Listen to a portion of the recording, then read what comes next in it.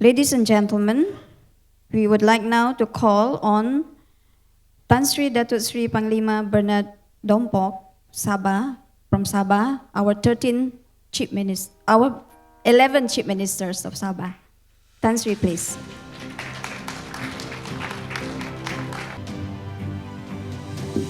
Thank you very much. This is the danger of sharing a platform with an accommodation who is into politics, and he has done the work for me, actually. First of all, I would like to thank the organizers for asking me to be part of this morning's session. And I'm very happy to be able to, perhaps now, going back to what has been put across to you by Dr. James, perhaps the little things that I wanted to say, I will work around the history that has been done. So, in my case, I have seen what has happened in the state, politics since 1985, and of course the background to all this. Basically, I've decided to structure this little participation today on the fact that Malaysia has been governed by the same party, that is the Barisan Nasional, and before that the Alliance government, right from 1963 to 2018, now which I call, I think, the watershed in Malaysian politics and governance, because this allowed the entry of what we now see, the move towards getting a new Malaysia restructured. It's a work in progress. So these are two time frames they've done, and probably I want to end up my little discussion here today by going into perhaps what should be the future. And I think certainly this will affect in what Sabah is doing. I think I began thinking about this presentation by looking at what William Wordsworth said, the child is father of the man. That means whatever happens in the childhood will have a lot of bearing on the future man. And I think it's true to say that in Sabah, we have seen this in the early days, of course, what has happened during the time of the British living, and Sabah getting into Malaysia. The early beginnings certainly have the defining effect on how Sabah is going to perform. And I think this is well represented. Sarawak had its own way of the start. There was some similarity in the early part, but I think Sarawak maintained a stability, and Sabah then had to bear the brunt of what I call the strong effect from the center. The trust of governance in Sabah at the outset was this, that Kuala Lumpur sees the need to have a strong federation, governing from the center and not allowing the states to stray. And secondly, what Kuala Lumpur wanted to instill was that Malay Muslim nationality, that the populace in Sabah was to be from the perspective of the powers in Kuala Lumpur, that Sabah must adhere to that principle, that is going to be part of a Muslim nation. And I think that was quite obvious, and probably I think there was a bit of it coming also from what Dr. James has been saying. Now, so this has set the relationship between Sabah and the government in Kuala Lumpur, and I think you could see the tussle when Tun Fuad Stevens, first Chief Minister, who was born out of the euphoria of having participated in the formation of Malaysia, they see things in a way that founding fathers would like to see. That somehow the part that Sabah is going to play in Malaysia is to see that things that have been discussed, that have been governed, must be what Malaysia would have to have in Sabah. So the first, I think, of course, when Sabah was discussing to form Malaysia was what is it going to be. So a lot of discussion were held, and the 20 points came up, and I think this has been one of the irritants in as far as federal-state relationships are concerned right from day one.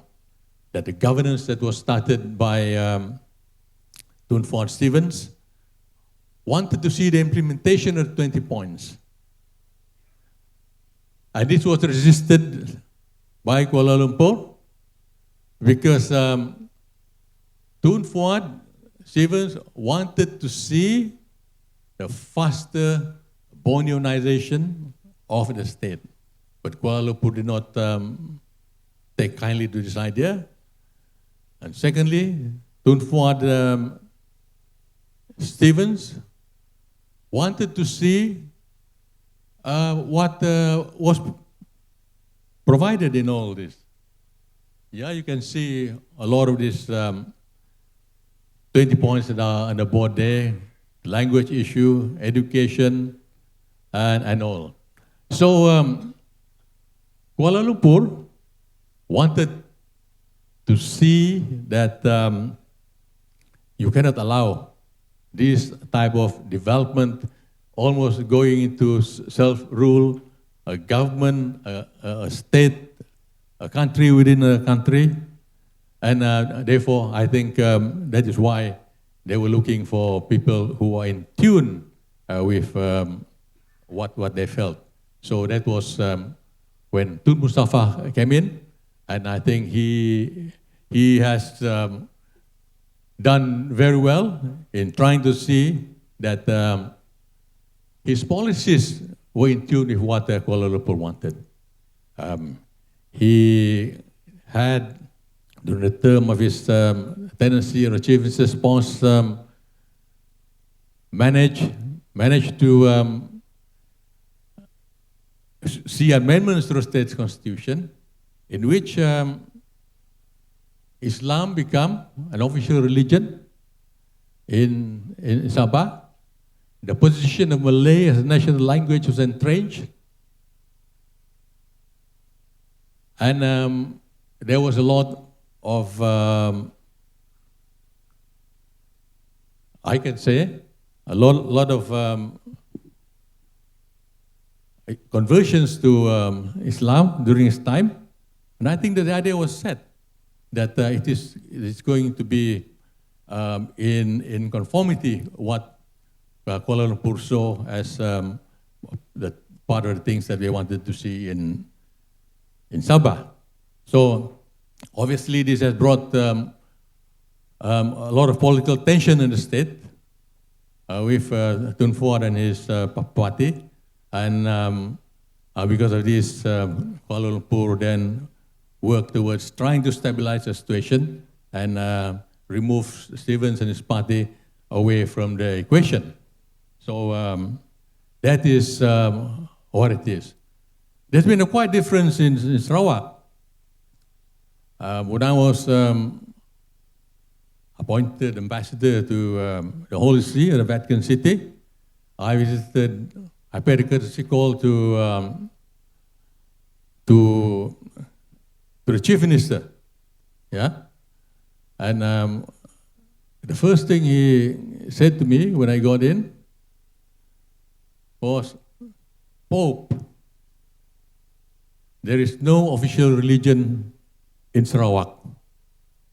And he called me Pope because Adnan Satem was part of the cabinet that when I was in Kuala Lumpur.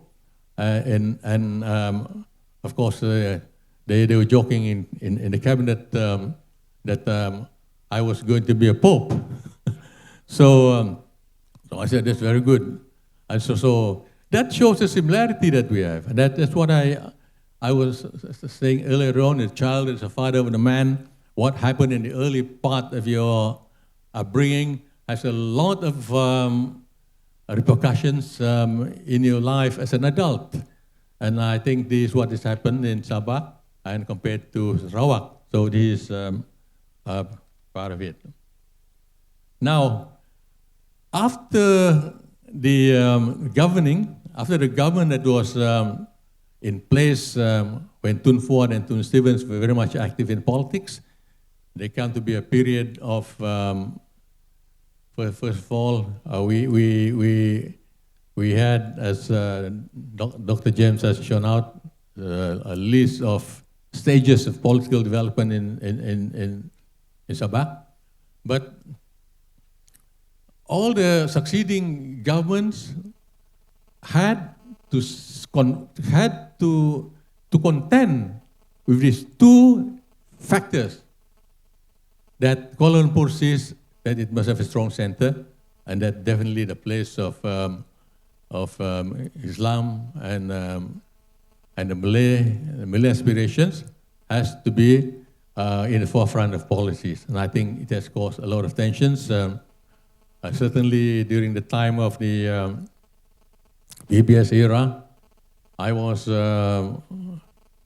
taken to it, and I could see it boiling hard when the PBS won the government, and you could, all of you must have seen what happened through the demonstrations, and what happened to later on to the position of the chief minister.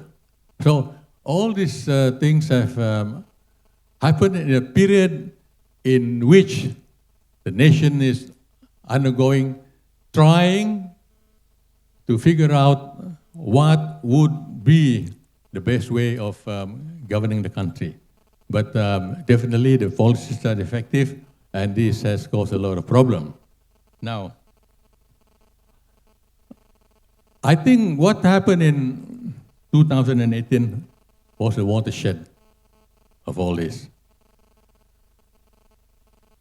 There was a cry for a change in government, and it did not happen until the year 2018 came about, where a new Malaysia was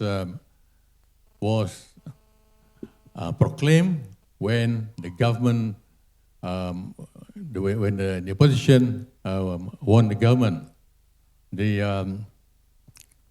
The expectations of the government, of the people in Malaysia when the government was formed in 2018 was great.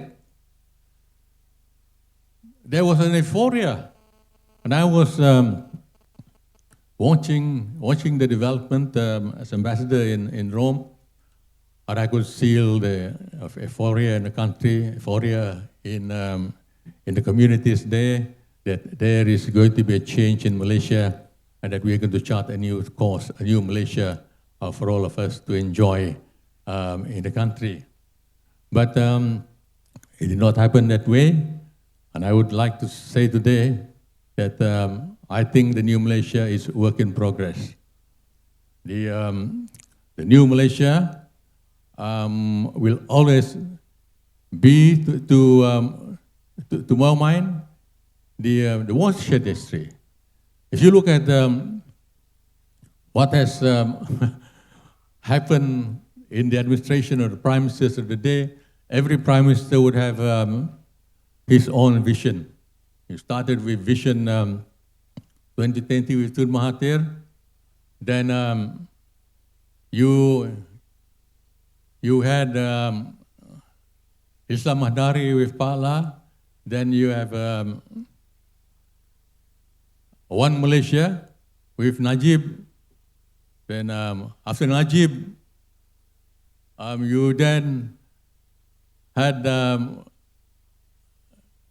New Malaysia, and that is really the change that we have seen, that we wanted. So I felt that the happenings of 2018 has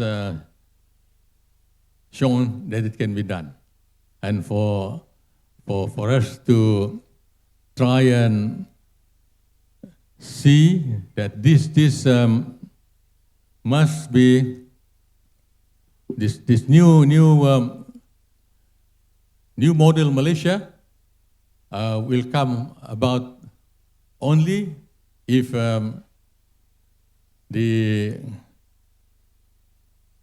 political parties involved are able to get together and make it happen.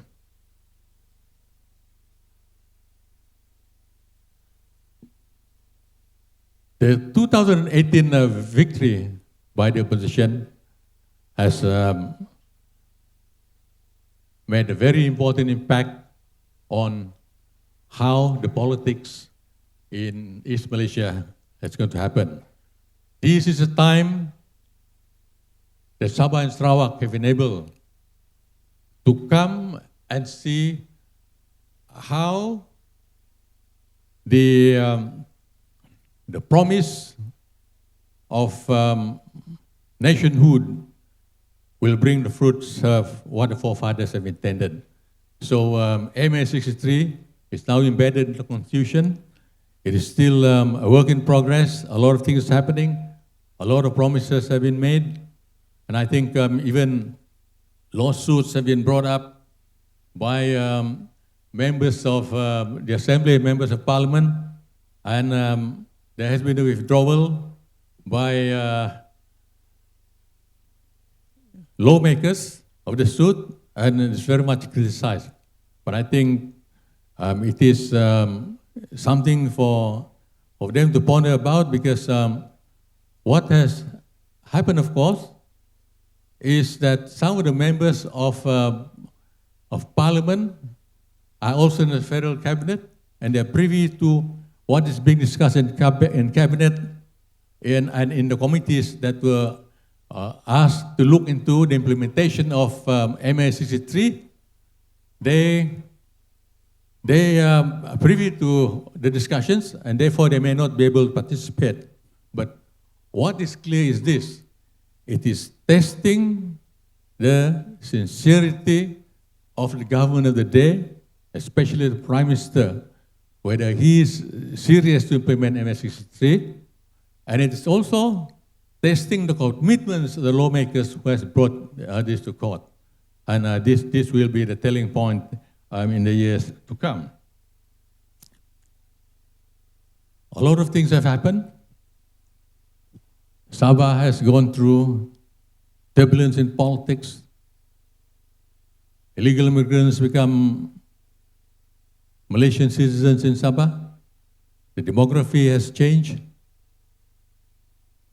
And certainly, this has affected the political development of Sabah in a big way. The state constitution was changed in the early days of political development in Sabah. And certainly, there is a great feeling for Sabah to have its rightful role in Malaysia. So I'm suggesting, actually, that we should go back to the constitution of Sabah, as Malaysia was formed in 1963, as part of the Malaysia Agreement. And then, which means that if Sabah goes back to the constitution, if 1963, we will get back to a position like what Adnan Satem was saying, that we no longer have an official religion in the state. That's what we mean. Now, I'm sure a lot of you will think that's impossible for the state constitution to be changed. But I think it's necessary for us to look at all this, that we should go back to the 19th constitution. And I have this to say, that there's a lot of feeling of mistrust in Sabah. The people who have come to live here and become citizens in Sabah have this feeling of wanting to see how Sabahans can be united. So I feel that they should be established in Sabah a Truth and Reconciliation Commission, in order to see that the people in Sabah are able to forgive each other for all the past wrongs that have been done, and I think to make perhaps honest Malaysians out of those who have become Malaysians through the back way and all this. But this is only because they must respect what has been decided in 1963 as far as the state constitution is concerned. So we come here today and start afresh. Now,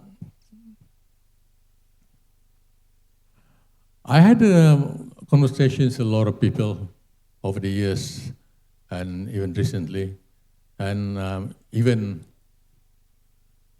Malays in Semenanjung see that there's a need for a new makeup of the politics in Malaysia, and Malaysia actually has a lot of things going for it. Whatever the failings are of the past can actually be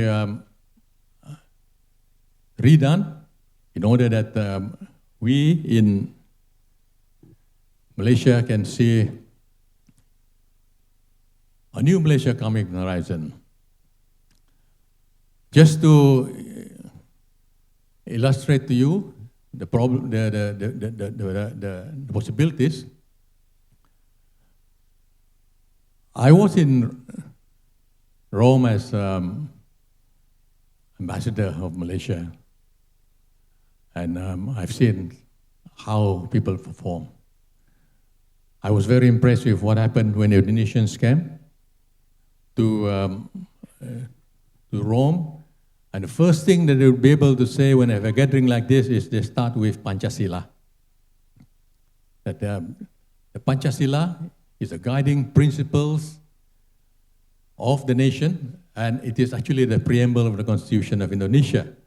Now, they have a lot of provisions there, but they do not talk about state religions and all this, and it is very pleasing to hear from the perspective of people who are listening, that there is a country that is looking at Indonesia in a way that they can connect with. Now, so they're very, very attractive for people to listen to. Gotta get I put up across there, yeah, that the example of a country that has a state religion, but actually actually, in real practice, it is a secular government, and these are the things. These are what King Charles has promised when he took his oath of office as the king, when he was crowned king of the United Kingdom. Now, what I'm saying here is this, that there is room for all these things to happen, because in a country like the United Kingdom, which is a country that is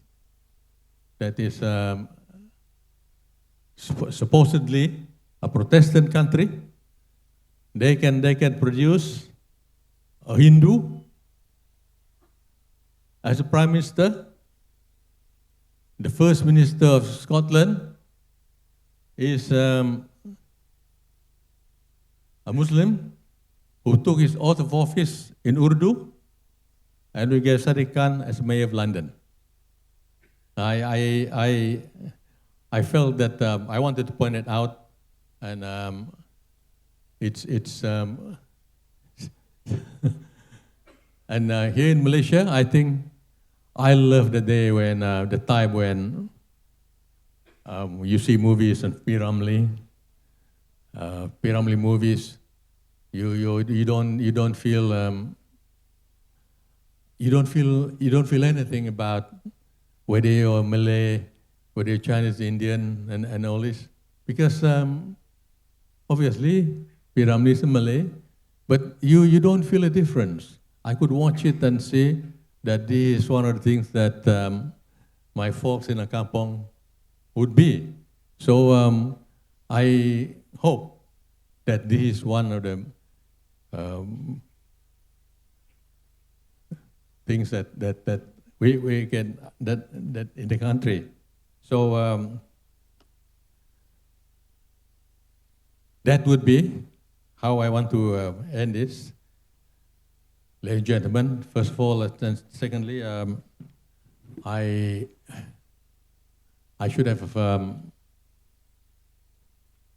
done my apology right from the start, because I was not feeling quite okay this morning, and I was struggling to get through a little,